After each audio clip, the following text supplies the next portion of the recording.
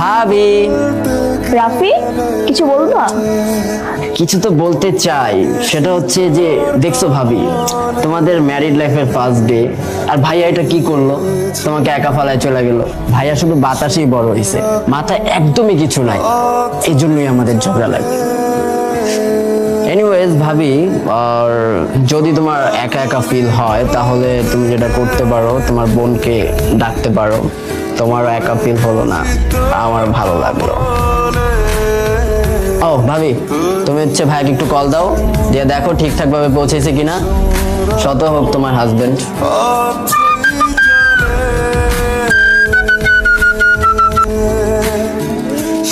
কি ব্যাপার, আমাকে কিছু না বলে কোথায় চলে গেলেন? অফিসের আর্জেন্ট মিটিং কল করছে, তাই চলে আসছে। আপনি আমাকে একা ফালা রেখে চলে গেছেন। আপনাকে মানুষটা যত বেশি খারাপ মনে করছে না, আপনি তার থেকে অনেক বেশি খারাপ। কে বলছে আমি অফিসে গেছি? জান, আমি তো ছাদে, আমি তো জামা কাপড় শুকা দিতে আসছি। আমি এখনই চলে আসতেছি। আম ব্যাক। কিসের অফিস?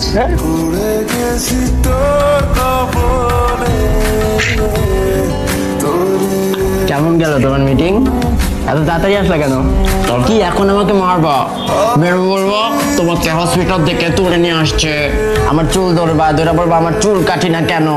যতই করো, যেতে দিব না। জোর যেহেতু করছো, আমি কি না করে পারি? যাও। দুষ্টু বাসায় ভাবি দুষ্ট কিসের তোর? দুষ্ট কিসের তোর? হ্যালো, চলে আসছি। আপনাকে কে আসতে বলছে? আপনি অফিসে যান মিটিং করতে। আর আমি চলে আসছি তো, যাই নাই। আপনি না 7 days ছুটি নিয়েছেন, তাহলে এখন অফিসে মিটিং কিসের? ফোন করছি, সরি। বললাম তো। কাঁদছেন কেন? ওকে, আই এম সরি। আর করবো না, প্রমিস। এই যে বাসায় 2 দিন ধরে বুয়া আসে না, সমস্ত কাজ তো আম্মুই করতেছে।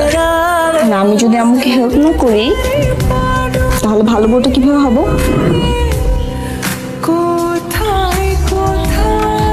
আমার ছেলের খবরটা একটু রাখো।